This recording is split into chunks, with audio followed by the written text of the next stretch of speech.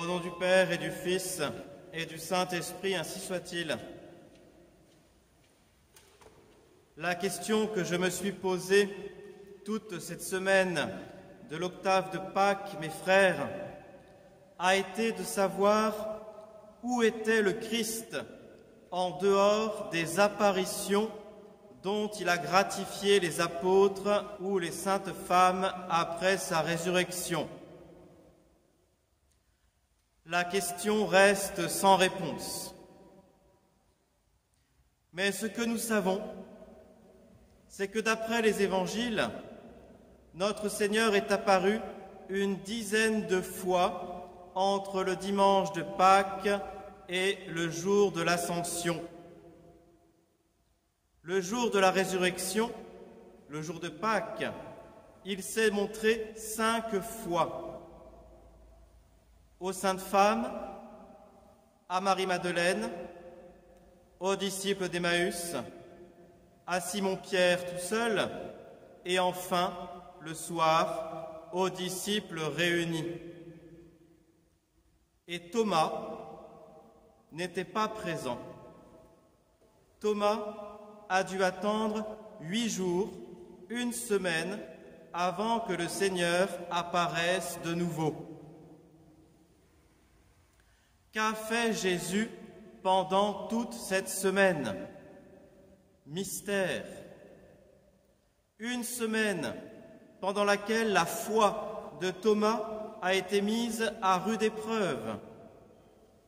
Les apôtres devaient lui assurer qu'ils avaient vu le Seigneur, et chaque jour, Thomas restait plongé dans son doute.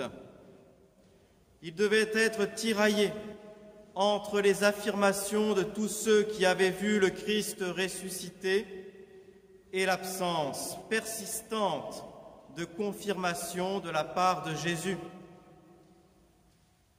Et si c'était vrai, se disait saint Thomas, mais alors pourquoi ne se montre-t-il pas? Où est Jésus?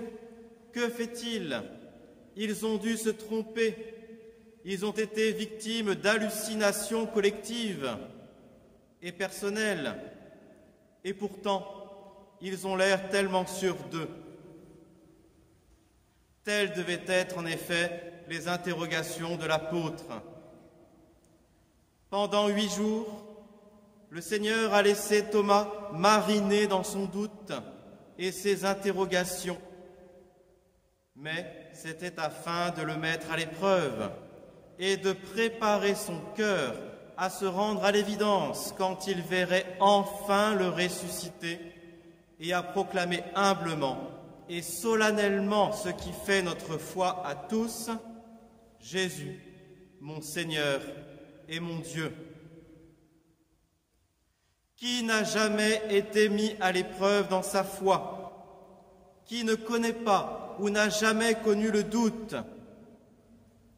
À mon humble avis, il me semble que, en dehors de la Vierge Marie, personne ne peut affirmer qu'il n'a pas péché contre la foi. Tous, un jour ou l'autre, nous avons douté. Car ce que nous croyons, ce qui nous est annoncé, ce qui nous est révélé, est tellement mystérieux. L'homme voudrait voir l'invisible, l'homme voudrait comprendre l'incompréhensible, et pour un peu qu'il soit de mauvaise volonté, il ne peut pas, il ne veut pas adhérer à ce qu'il ne voit pas et à ce qu'il ne comprend pas. Mais notre nature humaine est limitée. Comment voir l'invisible? Comment comprendre l'incompréhensible?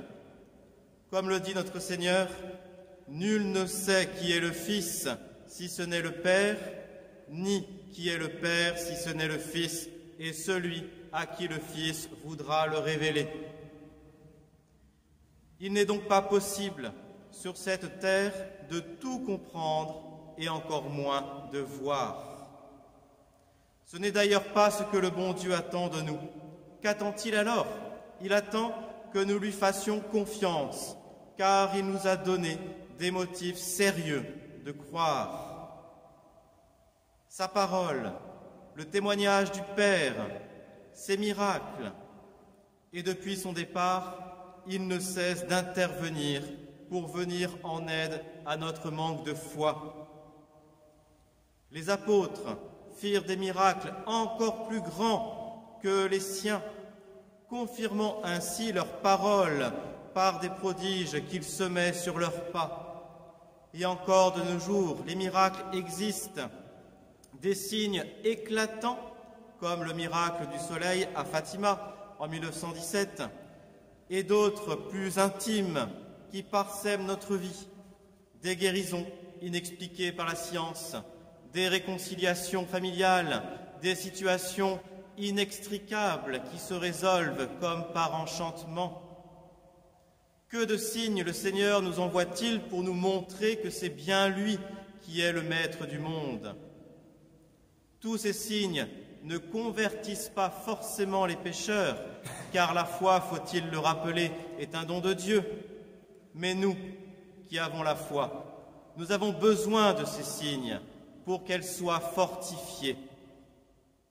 Car la foi en Dieu est ainsi faite, mes frères, qu'elle est la certitude d'une vérité indémontrable. Notre intelligence adhère à ce que Dieu lui enseigne, mais elle ne peut tout comprendre ni tout expliquer.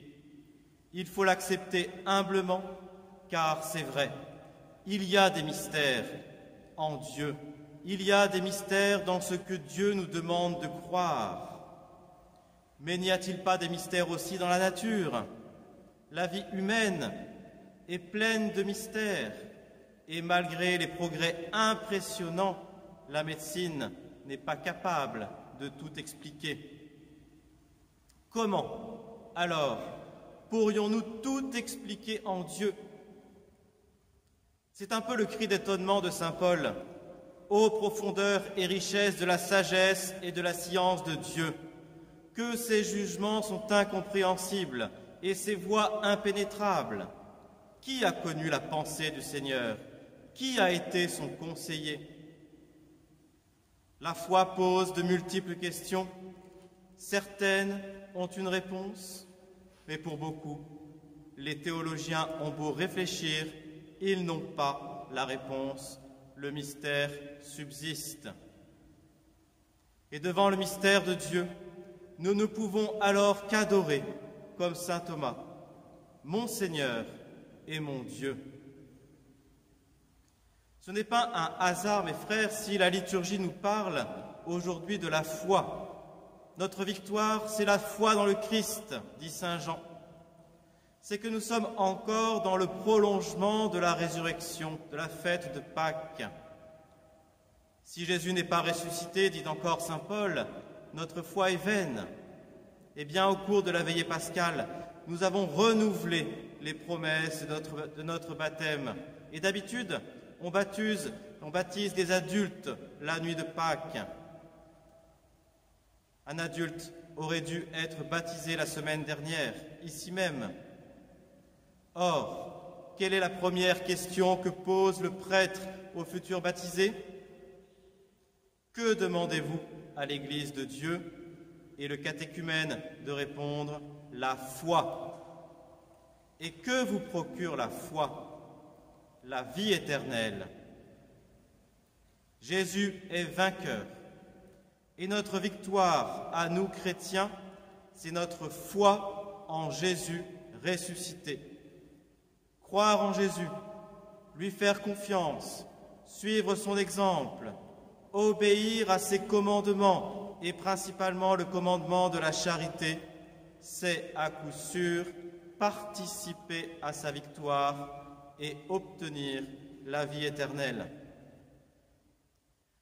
Eh bien, chers frères, quels que soient les doutes et les épreuves qui peuvent inonder notre vie, au point parfois de nous faire perdre pied, si Jésus se fait absent, si nous sommes tentés par le désespoir et le dégoût, relevons la tête avec confiance et comme des enfants nouveau-nés, réfugions-nous dans le cœur de notre Mère du ciel et dans les plaies sacrées de notre Sauveur.